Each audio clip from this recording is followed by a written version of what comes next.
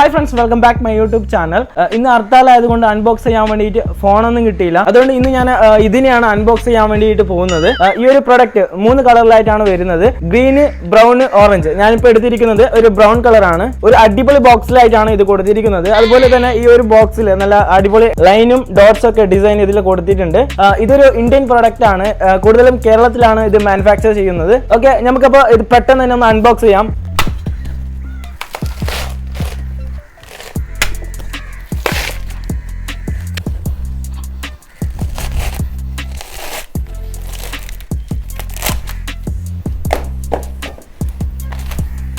Okay, അങ്ങനെ ബോക്സിൽ നിന്നും നമ്മുടെ പ്രൊഡക്റ്റ് എടുത്തിരിക്കുകയാണ്. ഇനിയിപ്പം ഈ ഒരു പ്രൊഡക്റ്റ് ഡാമേജ് ആവാതിരിക്കാൻ വേണ്ടിയിട്ട് ഒരുപാട് സേഫ്റ്റി ഗാർഡൊക്കെ ഇതിന് കൊടുത്തിട്ടുണ്ട്. ഇതൊക്കെ നമുക്കൊന്ന് പെട്ടെന്ന് എടുക്കാം.